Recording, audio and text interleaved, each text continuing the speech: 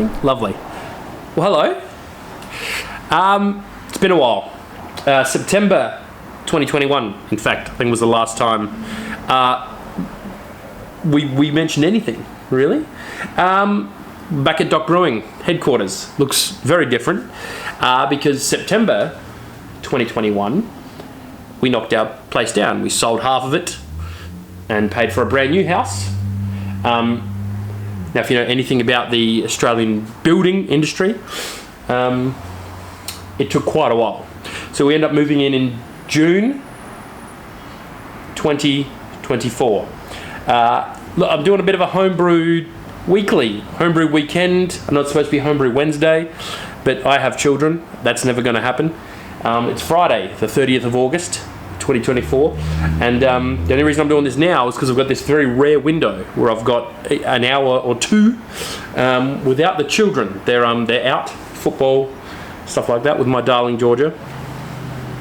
So I thought instead of doing anything productive, I would have a beer, count my homebrewing gear, and waste some time. Essentially, I'm drinking a lovely Pike's Pilsner. Would love it a little bit more bubbles, a little bit more head, but that's I'm not complaining about a lovely beer on a Friday. Cheers.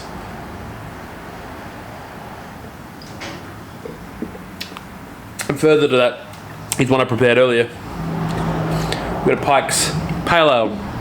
It's going to come next. I'm not sure how this is going to turn out. The quality, the sound. I've got a little microphone on top that could be picking up none of this, and I could be talking to a wall. I could be blurry as we speak. I'm fat, but blurry is another thing. I just thought I'd kick this stuff off again because, we were chatting to the boys, the old craft beer banter crew, making some more beer, doing some more homebrew stuff, and everyone's got kids except for Dudley, so everyone's busy. We can't catch up. We can't do anything. We briefly tried to rebirth the podcast sometime April 2022. That's the last time we got together fully for beer stuff. And we did an episode. I never released it. We've been talking about getting it back together. We've got tons of ideas. Got lots of stuff we want to talk about, lots of stuff we want to do, lots of beers we want to brew, but we got no time. I've got 2 kids. Simo's got 1. Luke's got 1. Everyone's struggling time and all that in it. So maybe just me talking to you from my garage once a week will have to suffice for now. I've still kept Dock Brewing alive. Haven't decided what I'm going to do there yet. I need to brew my own beer. I can't rely on contract brewing or gypsy brewing. I don't like that system. There's not a good way. You have to sell the beer for too much money to make no money, essentially, and I don't like that. You don't have as much control. All the whole stuff. I was thinking of still just doing really small batch and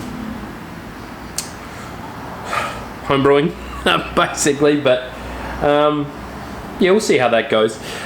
Little updates. I don't even know where to start or what to do, but little updates. When we knocked the house down, I kept a shed at the back, and in that shed, I kept tools, ladders, my brewery. Stuff like that. Now, we found out when we moved back in, sorry, I have to have a sip of this. This smells amazing. Oh, fruity.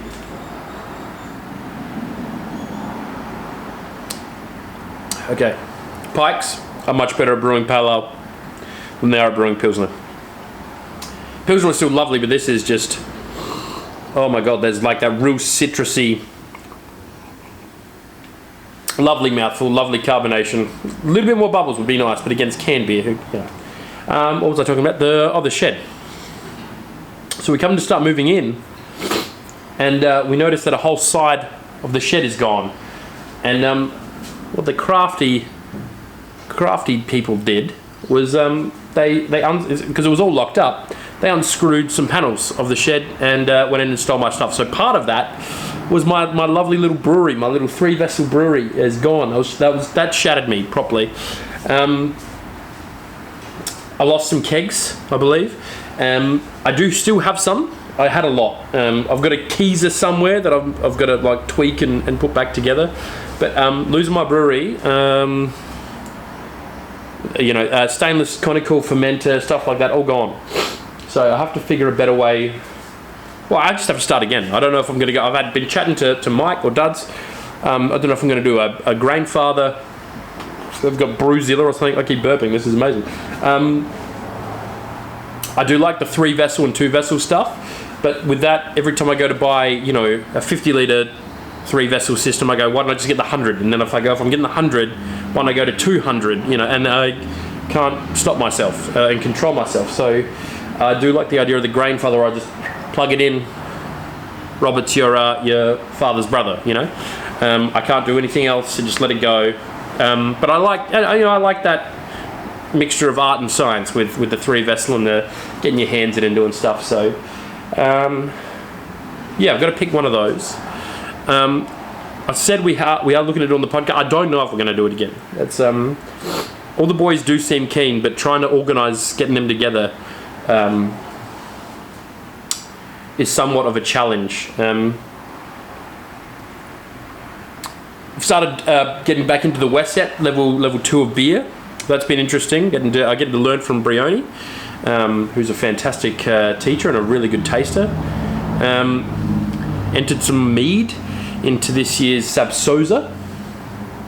I think it's called the ABCSA now, which is, slightly different, but same. Sabsosa ABCSA.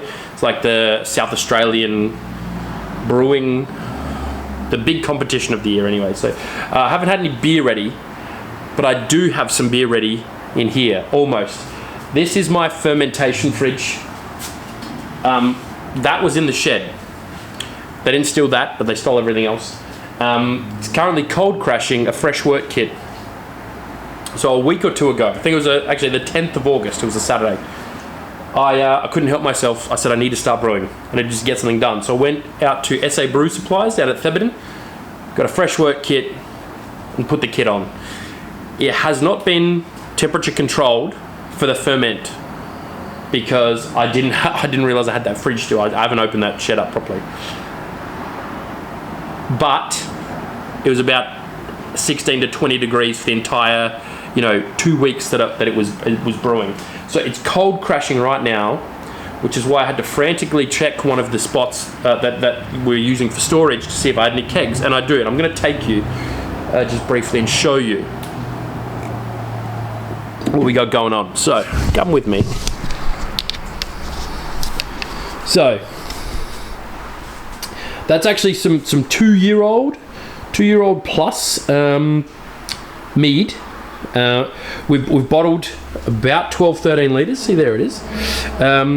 Of that 2-year-old mead. It's very dry. It's very like a real white wine.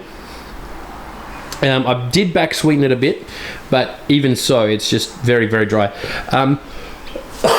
Please excuse me. Right here, that is a mead for Andrew the Jack Simpson. He knows why I'm brewing it for him. He gave me a phone call, a happy and sad phone call all at once, and I didn't know what to do for him, so I said I'm going to make you some alcohol, and that's what we've got coming up for him. Is that over here? Oh, it's very hard. This is all a mess. It's a work in progress. There's one of my tradie. What do you call that? Enclosed trailer. I call it a tradie trailer. There's some of my old kegs. And there's three of my 20 litres, and there's a couple of 5 litres just down there. Now, the best part was, so they've been sitting since September. Oh, before I do that, here's my little All-In Brewing Co. Fresh Work Kit. That is an American IPA. It's cold crashed, it's dry hopped, it's ready to put into a keg and ready to drink. I'm going to put some in bottles, just because. I'm going to do the PETs just so it makes it nice and friendly and safe for storage and travel. And yeah, I'm only going to do like 3 or 4 bottles maybe of the PETs, just to have some in bottle if people want to take them, I guess. Now I was talking about the kegs. Now the best part about the kegs was I was very, very concerned about the seals and them not holding CO2. 2 of those 3 out there held CO2 for the entire almost 3 years. That's 2 years and 11 months. One of them didn't, but I'm not so concerned about that because it looked like the PVRV was lifted and twisted. So potentially that's all it is. I might need to buy a new seal kit for that one. And I've got the 3 tubs, sorry, out there, because I put each of the kegs into its own tub because I wanted all the same hardware to go with the same keg. So I'm going to wash them, sanitize, all the rest. Of the couple that I've got here, so I've got 3 5 litres and 2 20 litres. 2 of those 20 litres are still full. And they're holding pressure. So we're planning on drinking them, well, not the whole thing, but like tasting them to see what comes out. And it does sound like a bad idea because they were stored warm. They were just in a storage shed basically for that entire duration.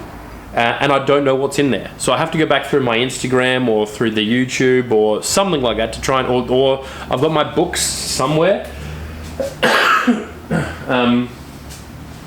with all my recipes and what they are, and I'll be able to have a good guess at what should be in there based on the recipe book. But you have to excuse me, I've had influenza A, which has knocked me for absolute six.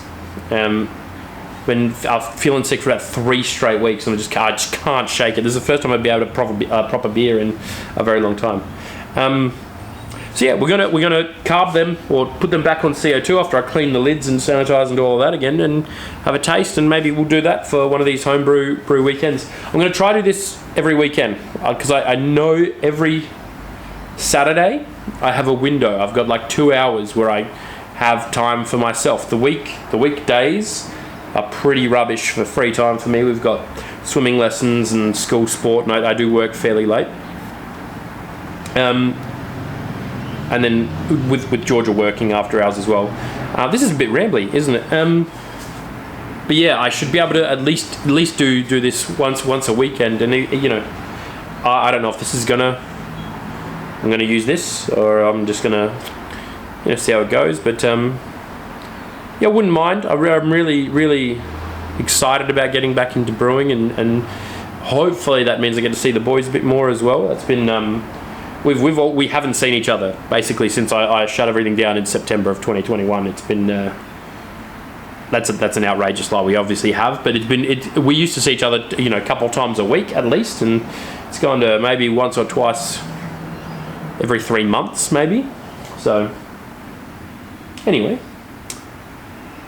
I'm sure there are a lot of other updates. I'm sure there's a lot of other things. I'm gonna talk about maybe the tasting and stuff like that. But anyway, lovely to see you again. Lovely to be back. Lovely to be sipping on a lovely South Australian pale ale as well. Yeah. Hope you have a lovely weekend. Hope you're brewing something good. And yeah.